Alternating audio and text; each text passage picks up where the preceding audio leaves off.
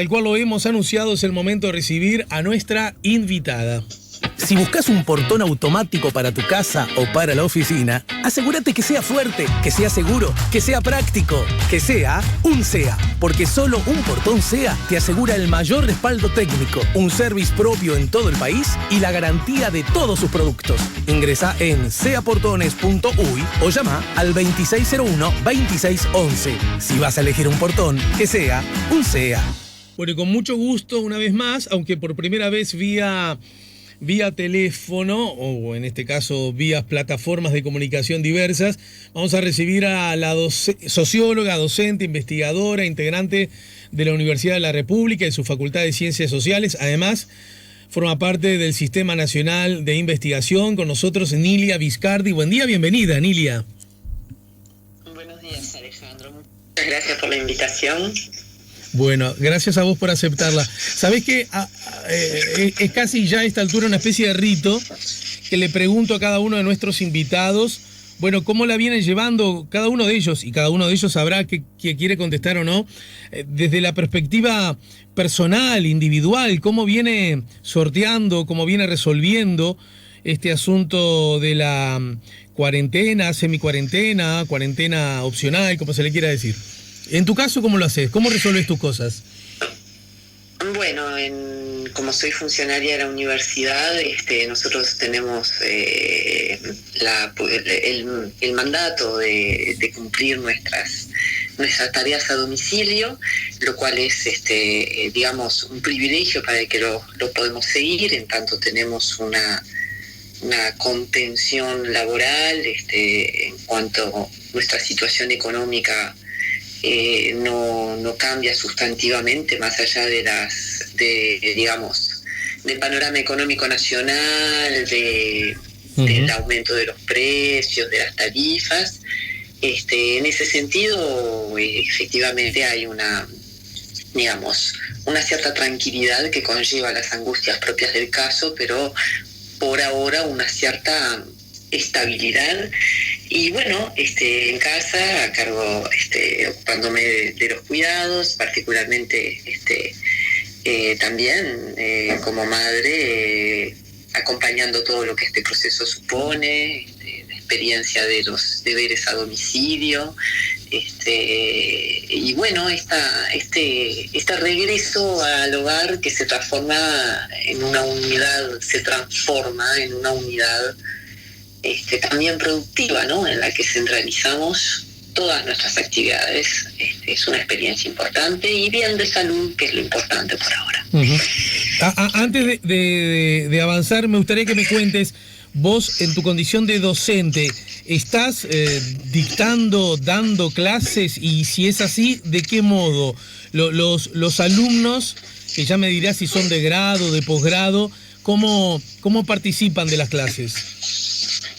Bueno, nosotros tenemos en la Universidad de la República el desarrollo de un programa, la plataforma de entorno virtual de aprendizaje, la EVA, y en ese sentido tenemos una familiaridad importante con el instrumento, toda una regulación administrativa que hace que los estudiantes se registran en la plataforma desde el primer día de clases. Esto, digamos, es una experiencia de más de 10 años de la universidad.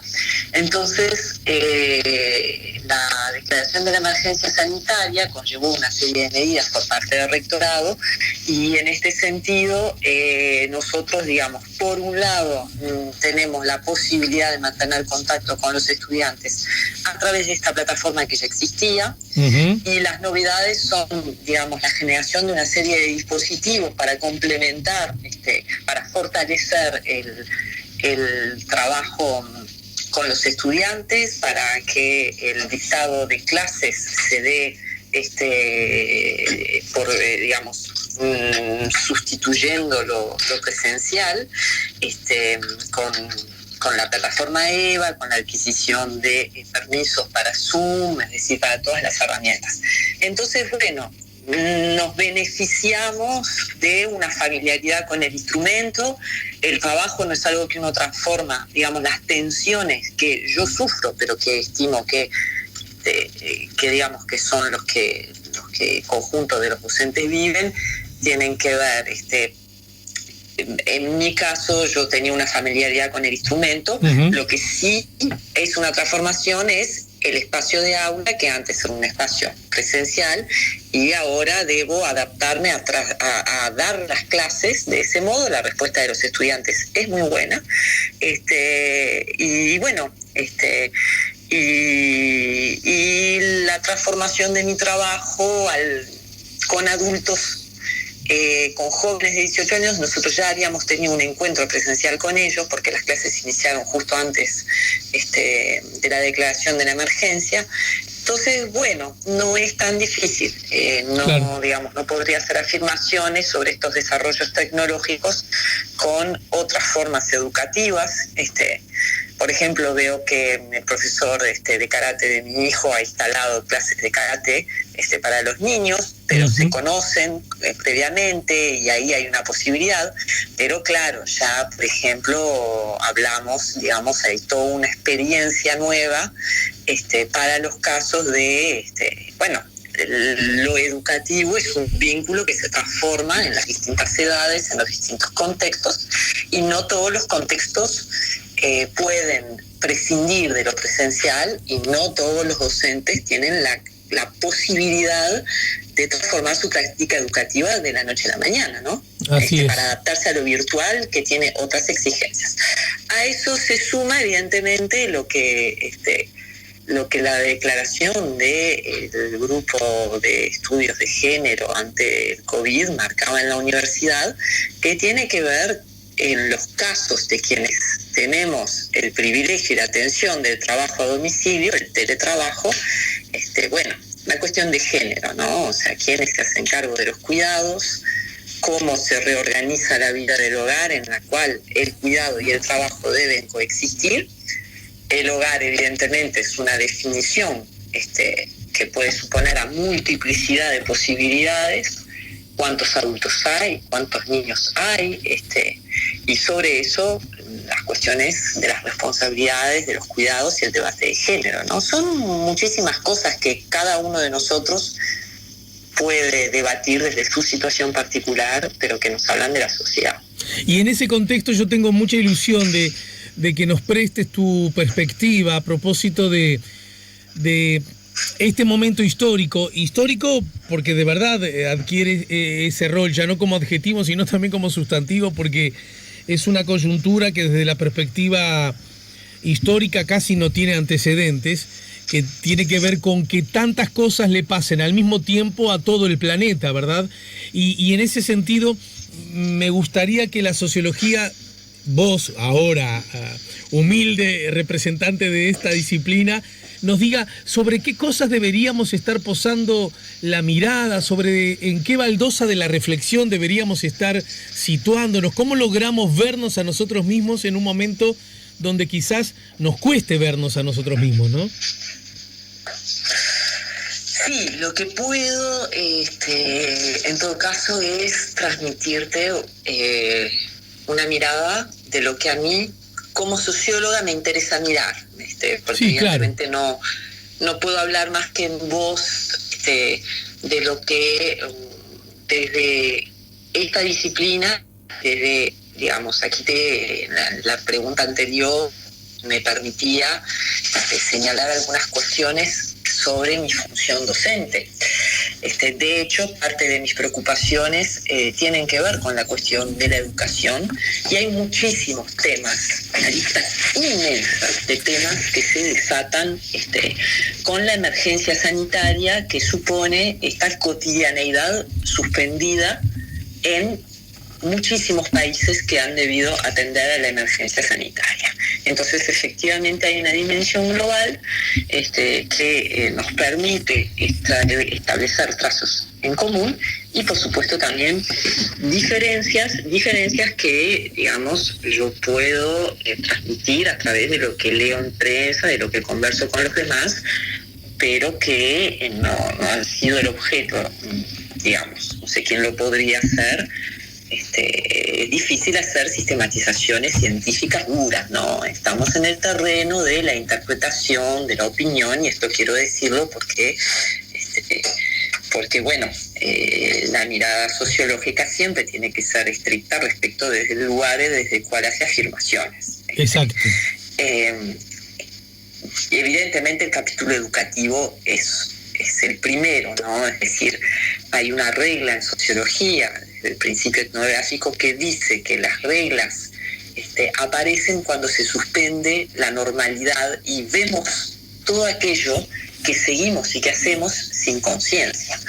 Y la primera gran cuestión es como posibilidad o como, vamos a decir, elemento disruptivo y que genera dolor, ver desde una perspectiva subjetiva qué es lo que ocurre cuando se transforma completamente en nuestra cotidianeidad. Cuando, es decir, evidentemente, nuevamente, la educación como sensor del bienestar social y de la integración social. La declaración de emergencia se objetiva cuando se suspenden las clases.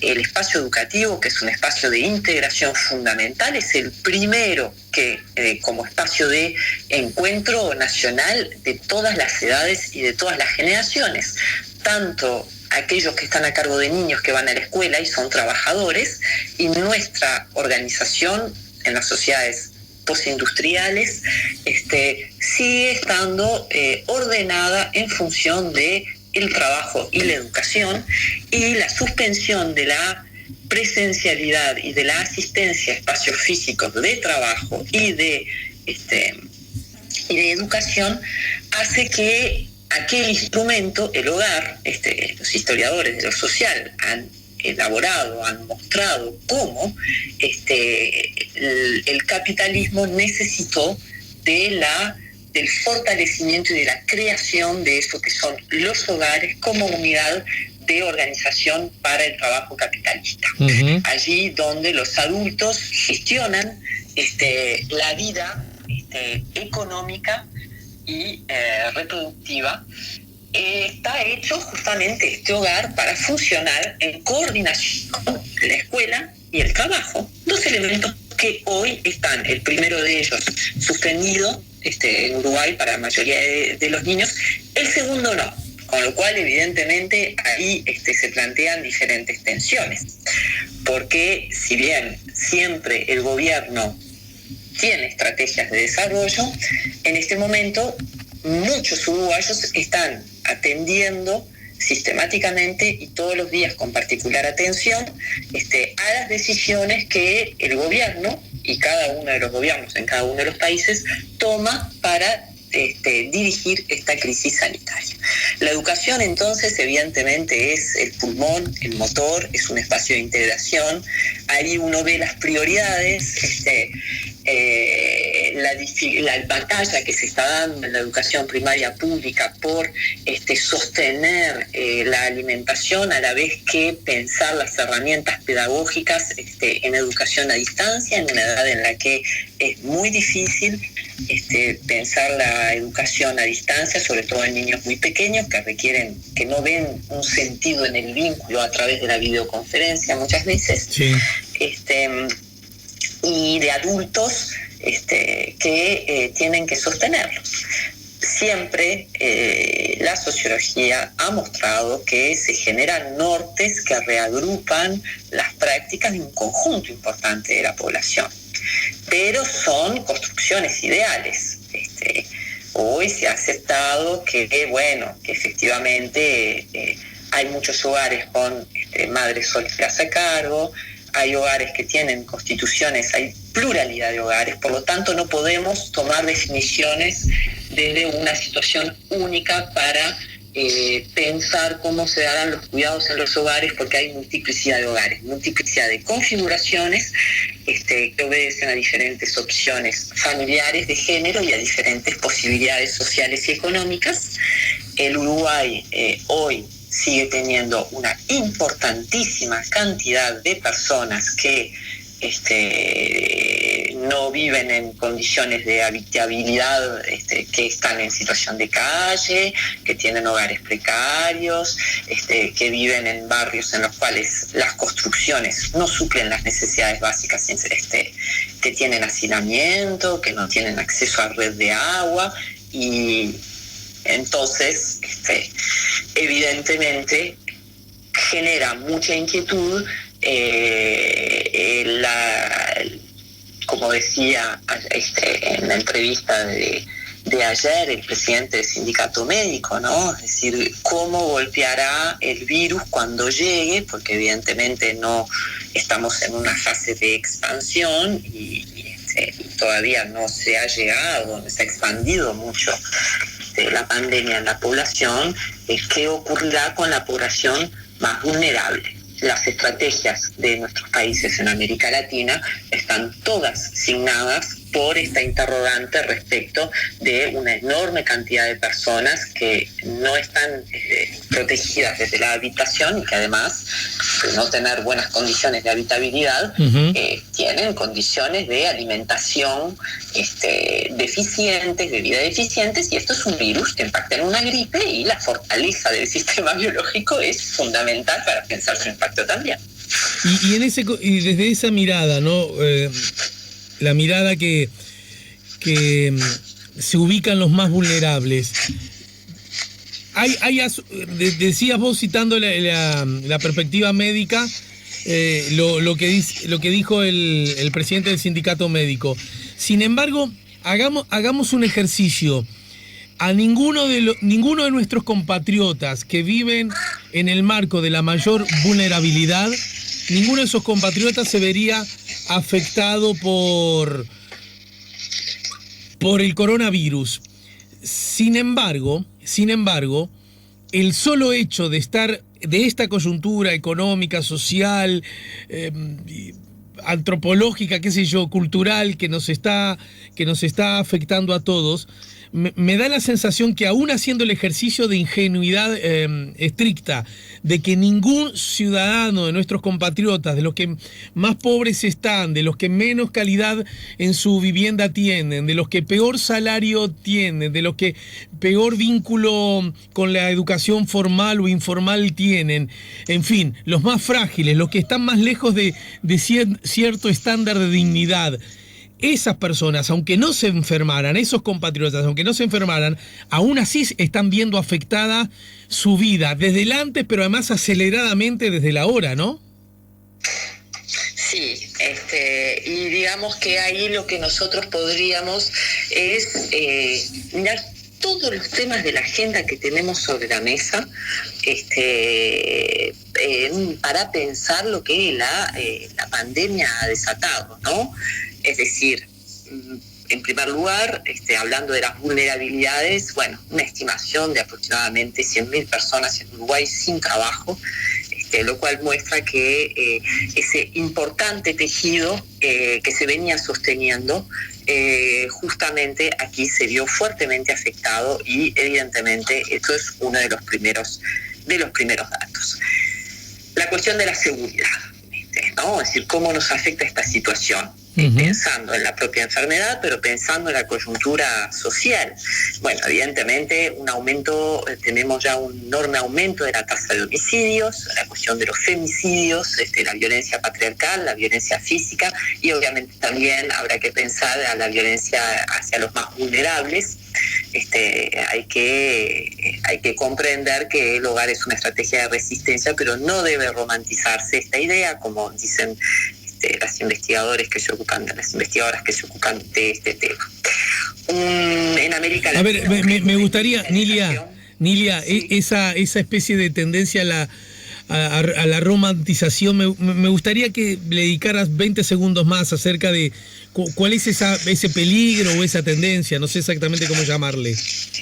La idea que manejan las investigadoras, las feministas y las estudiosas de la cuestión de género, supone desnaturalizar el hecho de que el hogar siempre es un ámbito de protección y de seguridad. No quiere decir, no están afirmando que no lo sea nunca. Es decir, para muchas personas el hogar es un espacio seguro de protección, de refugio, de consolidación de vínculos afectivos. Pero para muchas personas en situación de pobreza, en la clase media, en la clase alta, en distintos lugares, el hogar es una fuente de riesgos asociados en la mayoría de los estudios a la estructuración de del patriarcado y del poder en manos, sobre todo de los varones, que lo coloca en situación de vulnerabilidad muchas veces a las mujeres y a los niños. Claro. Y esto se expresa objetivamente en el aumento de los femicidios, es decir, en el aumento de la violencia doméstica a nivel mundial, ¿no? Es decir, cuando supimos de la pandemia, junto con el conocimiento de las medidas de protección que se tomaron en China, en Europa, en Corea, en los distintos lugares, lo primero que llega es un brutal aumento de la violencia doméstica en la mayoría de esos países, que deviene justamente de el hecho de que las personas se vean, deban convivir todo el día, y por lo tanto las estrategias para paliar la existencia de vínculos conflictivos, de tensiones que pueden dar lugar, o sea, que están anclados siempre en la violencia psicológica y pueden estallar en la violencia del cuerpo, aunque toda violencia psicológica siempre termina afectando al cuerpo, ha demostrado la necesidad de quitarle romanticismo a esta idea. Esta violencia usualmente está atada a la cuestión económica de los cuidados. ¿Quién se hace cargo de qué y qué representaciones de poder y de valorización de lo doméstico? ¿Saldremos de esta experiencia con la posibilidad de compartir igualitariamente los cuidados, de revalorizar la participación dentro de las posibilidades físicas de cada uno en el cuidado doméstico, que es un poco la desvalorización de las tareas del hogar? Está en el origen de este conflicto, y es una desvalorización que viene de hace mucho tiempo en nuestra cultura por la desvalorización del trabajo manual y por la priorización en el hogar de aquellos que tienen el poder económico, ¿no? Que es lo propio del orden patriarcal, que colocaba en una situación desventajosa desde la valorización social a las mujeres que representaban a los niños, a los jóvenes, que justamente no eran vistos como quienes tenían más, que no son vistos como los que tienen más poder en el hogar, no lo tienen, de hecho, muchas veces precisamente por no tener ingresos. La coyuntura actual coloca preguntas muy interesantes respecto de las mujeres trabajadoras, las que sostienen el teletrabajo, las que deben compatibilizar con la estrategia de cuidados. También hay preguntas interesantes en relación a la productividad. Esto es todo un capítulo. Estas preguntas, si me permitís seguir, sí, claro, se colocan, digamos, en un ambiente filosófico, una pregunta filosófica por un lado, ¿no? ¿En qué sentido lo es? Bueno, una de las formas bajo las cuales el capitalismo es exitoso tiene que ver con el hecho de interiorizar la productividad. Es decir, exigirme a mí mismo ser productivo, aunque no venga un jefe a pedírmelo. En este sentido, Byung-Chul Han ha descrito fenomenalmente este aumento de la capacidad de control del capitalismo, que se proyecta justamente en algo más importante que un jefe exigiendo, que es uno mismo exigiéndose productividad. Especialmente en todos aquellos tipos de trabajos en los cuales hay una competitividad asociada a esta productividad bajo la forma que conlleve en cada uno de los mercados de empleo, hay una enorme tensión en quienes trabajan por no poder sostener esta productividad, ya que las estrategias tradicionales para reducir las tareas de cuidado se han visto afectadas. Evidentemente el trabajo doméstico ha sido profundamente afectado, porque las trabajadoras del espacio doméstico evidentemente van a ser quienes sufran en gran parte las consecuencias de esta crisis si no se las protege, y a su vez quienes las mujeres que organizaban, las mujeres y las familias que organizaban su trabajo. Hablo de las mujeres no por una cuestión de prejuicio, sino porque los datos en Uruguay siguen mostrando que son las mujeres las que mayormente se hacen cargo de las tareas domésticas y de cuidado de los niños en el hogar. Uh-huh. No es una cuestión, digamos, prejuiciosa la mía. Y bueno, espero que no tengo con esto ánimo de desconocer el esfuerzo de todos los varones que sí se ocupan. Simplemente estoy hablando, porque sé que muchas veces quien escucha y se hace cargo se puede sentir incómodo, pero bueno, son los datos de una generalidad, no estoy hablando de cuestiones particulares. Entendido. Y en este sentido, la cuestión de la productividad agrega tensiones, se impone como una tensión nueva ante la imposibilidad de sostener las estrategias de la productividad. Estoy hablando, ¿no?, de un sector particular de la población. A esta pregunta interna de sujetos que están acostumbrados a competir, se suma la otra pregunta. Si, de alguna manera, cómo el teletrabajo se instala en el hogar, si las empresas, los responsables de empresas se han hecho la pregunta respecto de si tienen condiciones de mantener el salario, comprendiendo que los trabajadores están en una circunstancia en la cual no pueden producir de la misma manera. Esta experiencia social nos deja de alguna manera aprendizajes nuevos. Y otra pregunta filosófica y política en relación a esta situación y esta experiencia, y es en qué sentido se van a capitalizar los aprendizajes. Hay quienes piensan que estrategias de resistencia, estrategias de negación serán capitalizadas, y en este sentido no habrá un regreso al estadio anterior y habrá una negación del estadio anterior.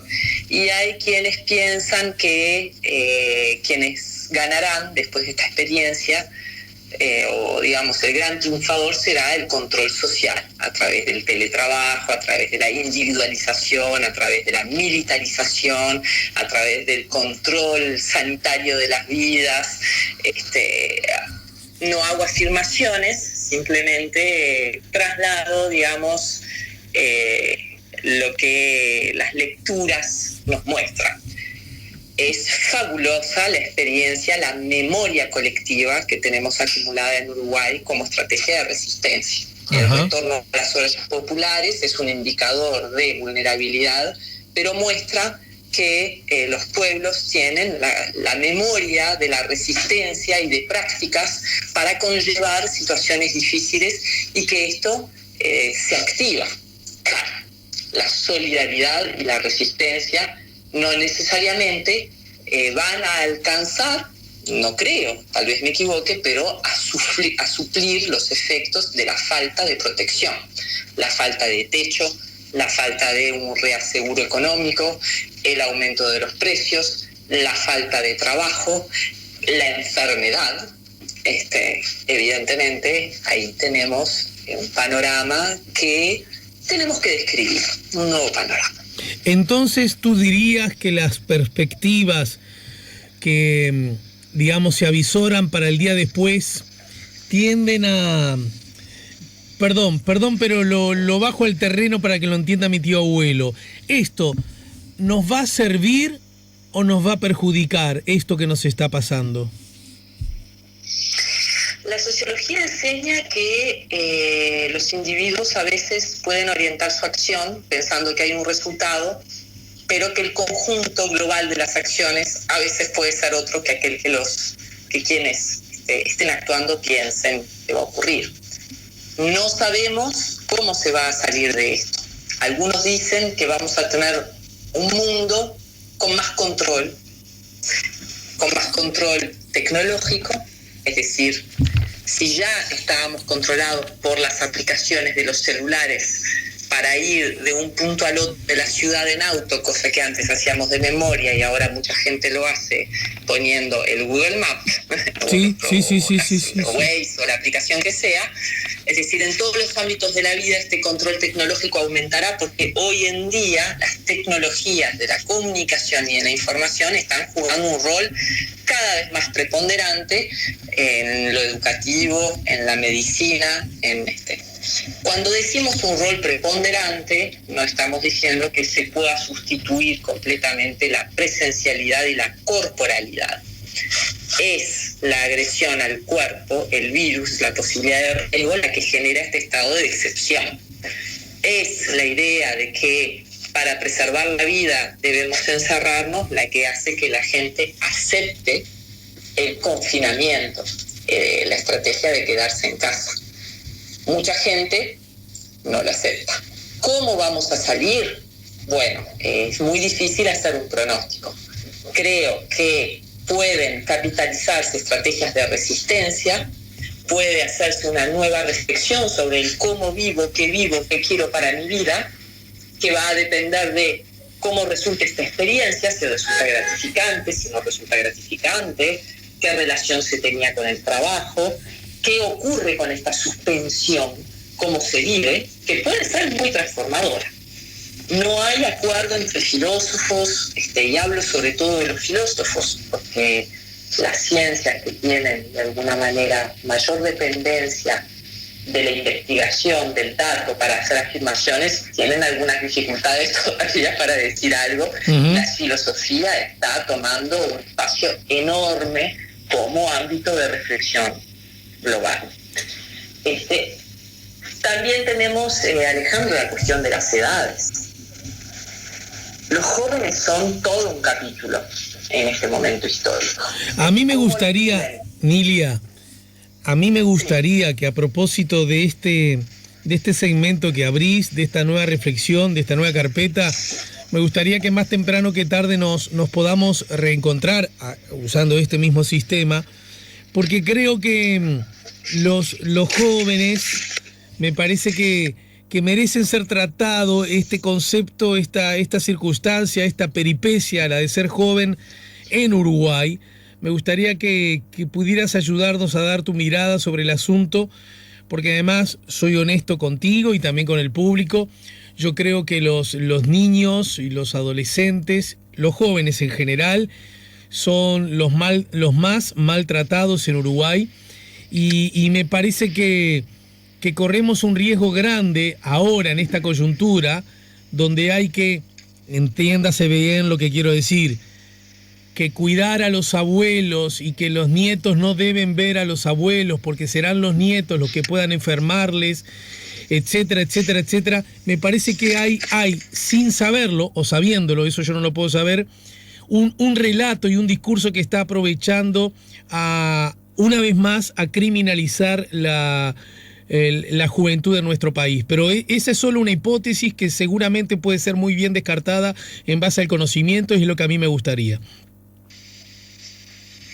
Hay muchas preguntas para hacerse a nivel de las relaciones intergeneracionales,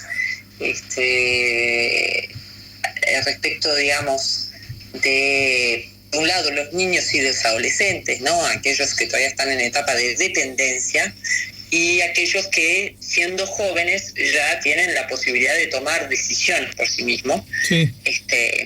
Y cómo viven ellos en un momento muy particular que afecta digamos, a la posibilidad del encuentro con otro en una sociedad tecnológicamente mediada, ¿no? Y ellos ya tienen esta experiencia. ¿Qué capacidad justamente estos jóvenes? Y nuevamente, hacer aquí afirmaciones universales en sociología ya no es aceptable. Hablamos de los jóvenes, porque hay distintas experiencias de ser joven, de la misma manera que hay distintas vivencias de la crisis según el espacio social que se ocupe. Algunos, digamos, los jóvenes privilegiados, tributarios de 15 años de estabilidad económica, de protecciones, de repente se ven enfrentados a una experiencia de riesgo que pone a prueba certezas y solidaridades. Estos mismos jóvenes, por ejemplo, pensemos en las mujeres jóvenes que hasta el 8 de marzo tal vez habían participado de la marcha en un sentimiento, digamos, de unión colectiva, con una visión colectiva de la transformación, y de repente ven suspendido el encuentro con otro. ¿Qué pasa con los jóvenes y el espacio colectivo? ¿Qué pasa con los jóvenes y la seguridad? ¿Qué tipo de jóvenes son criminalizados? Sobre todo. Bien. Porque la criminalización de los jóvenes nunca es de todos los jóvenes, es más bien de algunos jóvenes. Sí, cómo no, me encantaba, Alejandro, de conversar sobre ese tema también. Nilia, y yo encantado de que hayas dedicado parte de tu tiempo a conversar con nosotros aquí y ahora. Y lo dicho, la seguimos más temprano que tarde, ¿sí? Muchas gracias, Alejandro, por esta invitación. Al revés, gracias a vos por aceptarla. Saludos a los tuyos. Nilia Viscardi, la socióloga, docente, investigadora, nos ayudó a poner la mañana en camino. Y a propósito de algo que Nilia comentaba recién, déjenme aprovechar la oportunidad para recordar 2 números telefónicos. El 0800 41 41 o a través de celular asterisco 41 41 para denunciar cualquier situación de violencia doméstica, o el 0800 50 50, la línea azul del INAU, a propósito de la vulneración de derechos de niños. 0800 50 50, línea azul para los niños, 0800 41 41, la línea a propósito de la violencia doméstica. Si buscas un portón automático para tu casa o para la oficina, asegúrate que sea fuerte, que sea seguro, que sea práctico, que sea un SEA. Porque solo un portón SEA te asegura el mayor respaldo técnico, un service propio en todo el país y la garantía de todos sus productos. Ingresa en seaportones.uy o llama al 2601-2611. Si vas a elegir un portón, que sea un SEA.